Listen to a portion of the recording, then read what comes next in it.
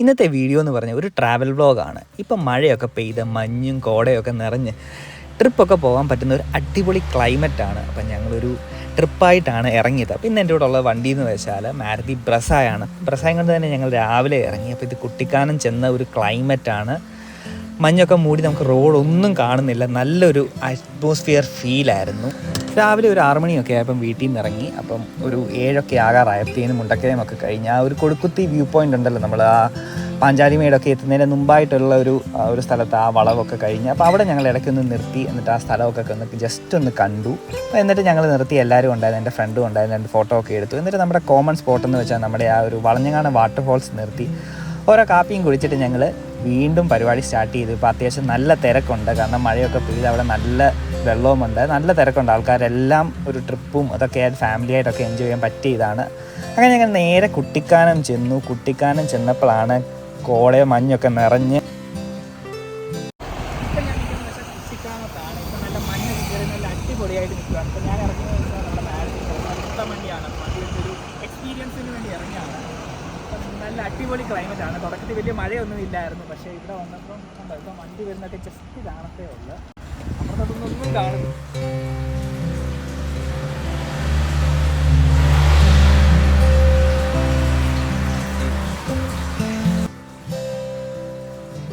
ശരിക്കും ആ ചെന്ന ഒരു ടൈം എന്ന് വെച്ചാൽ അടിപൊളി ടൈമായിരുന്നു. ഞങ്ങൾക്ക് റോഡൊന്നും കാണാൻ പറ്റുന്നില്ലായിരുന്നു, അത്രയ്ക്ക് കോട നിറഞ്ഞ. പിന്നെ അവിടെ ഉള്ള വണ്ടികളൊക്കെ എന്ന് വെച്ചാൽ അവർ സ്ഥിരം പോയി നല്ല എക്സ്പീരിയൻസ് ആയതുകൊണ്ട് അവർ കണ്ണു അടച്ച് KSRTC ബസ്സൊക്കെ പറപ്പിച്ചാണ് അതുവഴി പോയത്. പിന്നെ എൻ്റെ കയ്യിലുള്ള വണ്ടി ബസ്സായില്ലെന്ന് വെച്ചാൽ ഫോഗ് ലാമ്പ് ഇല്ല, അതുകൊണ്ട് തന്നെ റോഡിൻ്റെ വിസിബിലിറ്റി അത്യാവശ്യം കുറവായിരുന്നു. അപ്പം ഞങ്ങൾ ആദ്യം തന്നെ അവിടെ സ്റ്റേ ചെയ്യാൻ വേണ്ടി ഓൾറെഡി റൂമൊക്കെ സെറ്റ് ചെയ്തു. ഞാനും എൻ്റെ ഫ്രണ്ടും ഉണ്ടായിരുന്നു. അപ്പം ഞങ്ങൾ ഫാമിലി ആയിട്ടാണ് പോയത്. അപ്പോൾ അവിടെ സ്റ്റേ ചെയ്യാൻ വേണ്ടി ഞങ്ങളൊരു കോട്ടേജ് പോലെ എടുത്തായിരുന്നു. അപ്പം ഞങ്ങൾ ആദ്യം അവിടെ പോയിട്ട് ഞങ്ങൾ ബാഗൊക്കെ വെച്ച് ചെക്ക് ഇൻ ചെയ്തതിന് ശേഷമാണ് ബാക്കി ഓരോ വ്യൂ പോയിൻറ്റിലോട്ട് തുടങ്ങിയത്. അപ്പം കുട്ടിക്കാനം ചെന്നപ്പം തന്നെ അടിപൊളി ക്ലൈമറ്റ് ആയിരുന്നു. ഈ കാണുന്നതാണ് ഞങ്ങൾ ആ ചെക്ക് ഇൻ ചെയ്ത ആ ഒരു കോട്ടേജാണ്. അപ്പോൾ ഇതൊരു പ്രൈവറ്റ് ആയിട്ടുള്ള ഒരു ഏരിയ ആണ്, കുറച്ച് ഉള്ളിലോട്ടാണ് വരുന്നത്. ഇതിൻ്റെ ലൊക്കേഷൻ ബാക്കി ഡീറ്റെയിൽസ് ഒക്കെ ഞാൻ താഴെ ഡിസ്ക്രിപ്ഷൻ ബോക്സിൽ കൊടുത്തിട്ടുണ്ട്. അങ്ങനെ ഞങ്ങൾ ഫസ്റ്റ് പോയതെന്ന് വെച്ചാൽ അമ്മച്ചി കൊട്ടാരമാണ്. അവിടെ ഞാൻ ഫസ്റ്റ് ആദ്യമായിട്ടാണ് പോകുന്നത്. അവിടെ അധികം ആൾക്കാരൊന്നും ഇല്ലായിരുന്നു, ഞങ്ങളുണ്ടായിരുന്നു. പിന്നെ 1-2 പിള്ളേർ സെറ്റുകളൊക്കെ വന്നായിരുന്നു. പിന്നെ അതിനുശേഷം കുറച്ച് ഫാമിലീസൊക്കെ അവിടെ എത്തി. അപ്പം എൻ്റെ വണ്ടിയുടെ ബാക്കിൽ കാണുന്നതാണ് അമ്മച്ചി കൊട്ടാരം. അതിനെപ്പറ്റി ഞാൻ പ്രത്യേകിച്ച് ഒന്നും പറയേണ്ട കാര്യമില്ല.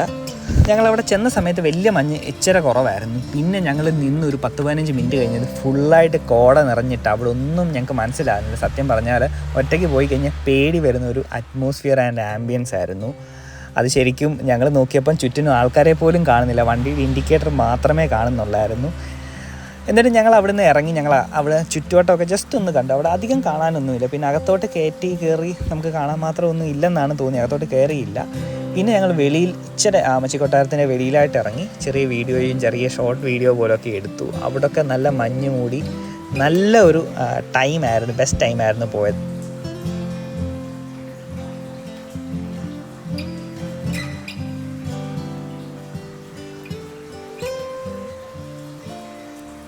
അങ്ങനെ അവിടെ നിർത്തി കുറേ ഫോട്ടോയൊക്കെ എടുത്തിട്ട് ഞങ്ങൾ അവിടെ നിന്ന് ഇറങ്ങി. ആ ഒരു ടൈമിലായിരുന്നു വണ്ടിയുടെ സൺറൂഫ് ഭയങ്കര യൂസ്ഫുള്ളായിട്ട് തോന്നി. ശരിക്കും നമ്മുടെ നാട്ടിലെ പൊടിയത്തൊക്കെ അധികം സൺറൂഫ് തുറന്ന് ഓടിക്കാൻ പറ്റത്തില്ല, പക്ഷേ അവിടെ മഞ്ഞ് നിറഞ്ഞ് പോയ സമയങ്ങളിലൊക്കെ ഞങ്ങൾ സൺറൂഫൊക്കെ തുറന്ന് വെച്ച് ആ ഒരു തണുപ്പും കോടയൊക്കെ ഞങ്ങൾ ഉള്ളിലോട്ട് ആ ഒരു ഫീലെന്ന് വെച്ചാൽ ശരിക്കും സൺറൂഫിൻ്റെ ഏറ്റവും ഒരു യൂസ് തോന്നി എനിക്ക് അവിടെയൊക്കെ പോയപ്പോഴാണ്. എന്നിട്ട് ഞങ്ങൾ അവിടെയൊക്കെ കറങ്ങി ഞങ്ങൾ ഫുഡൊക്കെ കഴിച്ചതിന് ശേഷം അടുത്ത ഒരു പോയിന്റിലോട്ട് നമ്മൾ അതിനുശേഷം ഞങ്ങൾ ചെറിയൊരു വാട്ടർഫോൾസ് നോക്കി ഇങ്ങനെ വരുമായിരുന്നു. അപ്പോൾ അത്യാവശ്യം ഇറങ്ങാനും സേഫായിട്ടുള്ളത് നോക്കി വന്നപ്പോഴായിരുന്നു അധികം തിരക്കൊന്നും ഇല്ലാത്ത ഒരു സ്പോട്ട് കിട്ടി. അത് വാഗമൺ റൂട്ടിലായിരുന്നു. അവിടെ വലിയ തിരക്കൊന്നും, പിന്നെ അവിടെ ഇറങ്ങിയപ്പോൾ ആ പാറകളിലൊക്കെ ചെറിയ തെന്നലൊക്കെ ഉണ്ടായിരുന്നു. നമുക്ക് അത്യാവശ്യം സേഫായിട്ട് ശ്രദ്ധിച്ചിറങ്ങാവുന്നതേ ഉള്ളൂ. പിള്ളേരെയും കൊണ്ടൊക്കെ വന്ന് ഇറങ്ങാൻ പറ്റുന്നതാണ്. പിന്നെ ഞങ്ങൾ ഡ്രസ്സൊക്കെ ഒത്തിരി നനയുന്നതുകൊണ്ട് അധികം ഇറങ്ങിയില്ല. എന്നാലും കുറച്ച് ഫോട്ടോസൊക്കെ എടുത്ത് ചില റീൽസിന് പോലെ വീഡിയോസും ഒക്കെ എടുത്തതിന് ശേഷം ഞങ്ങൾ അടുത്ത പോയിന്റിലോട്ട് ഞങ്ങൾ മൂവ് ഓൺ ആയി. അപ്പോൾ അടുത്തായിട്ട് ഞങ്ങൾ ഡെസ്റ്റിനേഷൻ വെച്ചിട്ടെന്ന് വെച്ചാൽ വാഗമൺ അഡ്വഞ്ചർ പാർക്കാണ്. അപ്പോൾ അഡ്വഞ്ചർ പാർക്ക് ഓൾമോസ്റ്റ് ഇവിടുന്ന് ഒരു 7-8 കിലോമീറ്ററോളം കാണിക്കുന്നുണ്ട്. അങ്ങനെ ഇവിടെ നിർത്തി കുറച്ച് ഫോട്ടോ നമുക്ക് എടുത്തതിന് ശേഷം ഇത്രയും നേരം എൻ്റെ ഫ്രണ്ടായിരുന്നു അവൻ്റെ കാർ ഓടിച്ചുകൊണ്ടിരുന്നത്. ഇനി ഡ്രൈവർ ചെറുതായിട്ടൊന്ന് സ്വിച്ച് ചെയ്യുക, അവൻ്റെ വൈഫാണ് ഓടിക്കാൻ തുടങ്ങി. അങ്ങനെ ഞങ്ങൾ വാഗമൺ അഡ്വഞ്ചർ പാർക്കും അതുപോലെ തന്നെ ഫ്ലവർ ഗാർഡനിലും എത്തി. ഇപ്പോൾ ആദ്യം ഞങ്ങൾ ഫ്ലവർ ഗാർഡനിലാണ് കയറിയത്. വാഗമൺ അഡ്വഞ്ചർ പാർക്കാണ്. അപ്പോൾ അഡ്വഞ്ചർ പാർക്ക് ഓൾമോസ്റ്റ് ഇവിടുന്ന് ഒരു 7-8 കിലോമീറ്ററോളം കാണിക്കുന്നുണ്ട്. അവിടെ വണ്ടി പാർക്ക് ചെയ്യാനൊക്കെ ധാരാളം സ്ഥലവും ഏരിയ ഉണ്ട്. അപ്പോൾ വണ്ടി പാർക്ക് ചെയ്ത് കുറച്ച് അപ്പുറത്താണ്. അതിനുശേഷം ഞങ്ങൾ ടിക്കറ്റ് എടുത്തു. അപ്പോൾ ടിക്കറ്റിന് ഒരാൾക്ക് ചാർജ് വരുന്നത് വെച്ചാൽ 60 റുപ്പീസാണ്. അപ്പോൾ ഞങ്ങൾ 4 ടിക്കറ്റൊക്കെ എടുത്തതിന് ശേഷം അപ്പോഴത്തേക്ക് അങ്ങോട്ട് കയറി. അപ്പം നോക്കിയപ്പോൾ എല്ലാം വളരെ അടിപൊളി ബ്യൂട്ടിഫുള്ളായിട്ടാണ് വെച്ചിരിക്കുന്നത്. അതുപോലെ തന്നെ പിള്ളേർക്ക് പിള്ളേർക്കൊക്കെ കളിക്കാൻ വേണ്ടി താഴെ ഒരു ഏരിയ അറേഞ്ച് ചെയ്തിട്ടുണ്ട്. പിന്നെ ബാക്കി പോർഷനിലൊക്കെ എല്ലാത്തിലും നമുക്ക് നടന്ന് കയറി ആ ഒരു ചെടികളും അതിൻ്റെ പൂക്കളും ഒക്കെ എല്ലാം പൂത്ത് നിൽക്കുന്ന ആ ഒരു വളരെ പ്ലസൻറ്റ് ഫീലായിരുന്നു. ശരിക്കും ഇത് പിള്ളേരെയും കൊണ്ടൊക്കെ പോകാൻ പറ്റിയ ഒരു സ്ഥലമാണ്. ആ ഒരു താഴത്തെ ഏരിയയിൽ ആണ് പിള്ളേർക്ക് കളിക്കാനൊക്കെ ഉള്ളത്. അതുപോലെ തന്നെ കുറച്ചുകൂടി ഇരുട്ടൊക്കെ ആകുന്ന ടൈമിലാണ് ഇവിടുത്തെ ലൈറ്റൊക്കെ തെളിച്ച് വളരെ അടിപൊളിയാണ്. ഇപ്പോൾ ലൈറ്റൊക്കെ ഓൺ ആയിട്ടുണ്ട്. അപ്പോൾ ഞങ്ങൾ കുറച്ച് നേരം താഴെയൊക്കെ നിന്നതിന് ശേഷം ആ ഒരു പോയിന്റിലൊക്കെ ചെന്നപ്പോൾ ഫോട്ടോ ഒക്കെ എടുക്കാൻ നല്ല അടിപൊളിയായിരുന്നു. അവിടെ എല്ലാ ലൈറ്റൊക്കെ തെളിഞ്ഞു. അപ്പോൾ മൊത്തത്തിൽ ഒരു കളർഫുൾ ഫീലായിരുന്നു. ശരിക്കും കുറച്ചുകൂടി ഇരുട്ട ടൈമിലാണ് അതിൻ്റെ ആ ഒരു റിയൽ ഫീല് കിട്ടുക. അതുകൊണ്ട് തന്നെ ഞങ്ങൾ വേറെ ഡെസ്റ്റിനേഷൻസ് ഒന്നും പ്ലാൻ ചെയ്യാതെ ഇവിടെ തന്നെ ഞങ്ങൾ കുറച്ച് സ്ലോ ആയിട്ട് തന്നെ സ്റ്റേ ചെയ്ത് ഓരോ കാര്യങ്ങളും വീഡിയോ ഒക്കെ എടുത്ത് എൻ്റെ ഫ്രണ്ടിൻ്റെ വൈഫ് അത്യാവശ്യം ഞങ്ങളെ ഫുൾ കവർ ചെയ്ത് ഫുൾ വീഡിയോ എടുത്തുകൊണ്ടിരിക്കുവാണ്.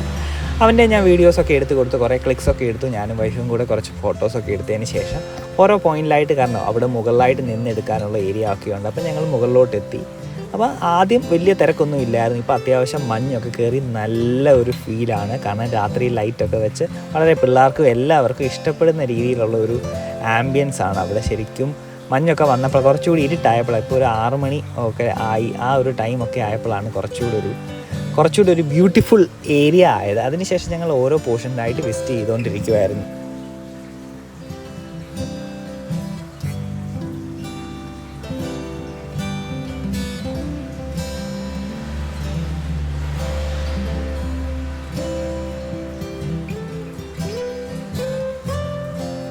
പിന്നെ മഞ്ഞും അത്യാവശ്യം നല്ല കാറ്റും കോളയും ഒക്കെ വന്നിട്ട് ഞങ്ങൾക്ക് നല്ലവണ്ണം തണുത്ത് വന്നു. ഞാൻ അത്യാവശ്യം ഒരു ജാക്കറ്റ് ഇട്ടുകൊണ്ട് എനിക്ക് കയ്യും ഒന്നും അധികം തണുത്തില്ല. പക്ഷേ ഫ്രണ്ട് ഒരു ഷർട്ട് മാത്രമായിരുന്നിട്ടുണ്ട്, അവനൊക്കെ അത്യാവശ്യം നല്ല രീതിയിൽ തണുത്ത് വന്നു.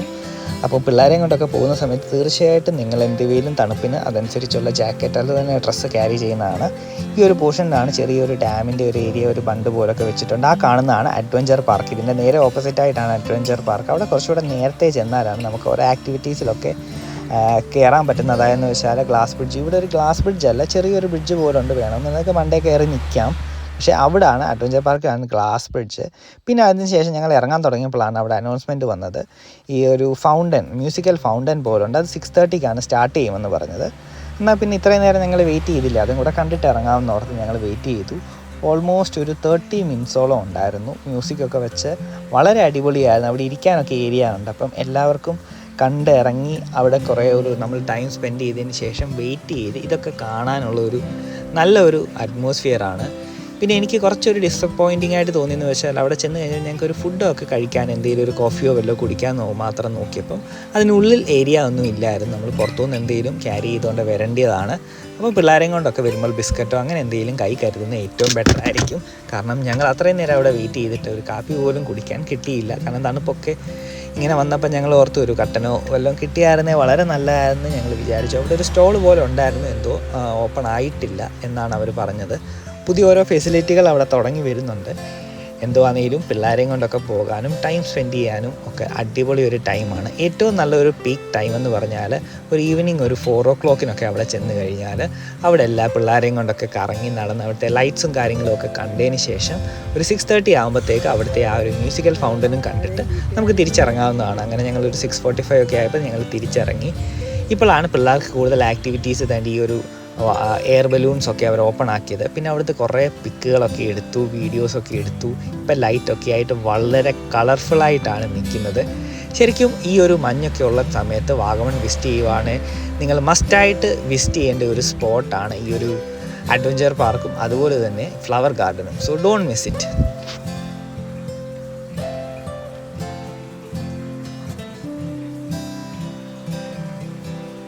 അങ്ങനെ അവിടെ കുറേ ഫോട്ടോസൊക്കെ എടുത്തതിന് ശേഷം അവിടെ നിന്ന് ഇറങ്ങി. അപ്പോൾ അത്യാവശ്യം ഞങ്ങൾക്ക് നല്ല വിശപ്പുണ്ടായിരുന്നു. അപ്പോൾ നേരെ എന്നാൽ ഫുഡ് കഴിക്കാമെന്ന് പറഞ്ഞ് ഞങ്ങൾ നേരെ തിരിച്ച് കുട്ടിക്കാനം താഴോട്ട് നോക്കി വളരെ ആംബിയൻസ് ഒക്കെ ഉള്ള അടിപൊളി ഒരു റെസ്റ്റോറൻറ്റ് കണ്ടു. അപ്പോൾ നേരെ വണ്ടി അങ്ങോട്ട് കയറ്റി. റെസ്റ്റോറൻറ്റ് പേര് ഓപ്പൺ കിച്ചൺ എന്നാണ്. ശരിക്കും നല്ലൊരു അടിപൊളി ഒരു ആംബിയൻസ് ഒക്കെ ആയിരുന്നു അവിടെ. ഞങ്ങൾ കുറച്ച് നിന്ന് ഫോട്ടോയും ചെറിയ വീഡിയോസ് പോലൊക്കെ എടുത്തു. അപ്പോൾ ഞങ്ങൾ ഫുഡൊക്കെ ഓർഡർ ചെയ്തു. അപ്പം എൻ്റെ ഫ്രണ്ടും ഒക്കെ ഇരുന്ന് ഞങ്ങൾ പല വെറൈറ്റി ഡിഷസായിട്ട് ഓർഡർ ചെയ്തു, റാൻഡമായിട്ട് ഓർഡർ ചെയ്തു. അപ്പോൾ ഓൾമോസ്റ്റ് ഒരു 20 minutes ഒക്കെ വെയിറ്റ് ചെയ്തിട്ട് നമുക്ക് ആ ഡിഷസ് എല്ലാം എത്തി.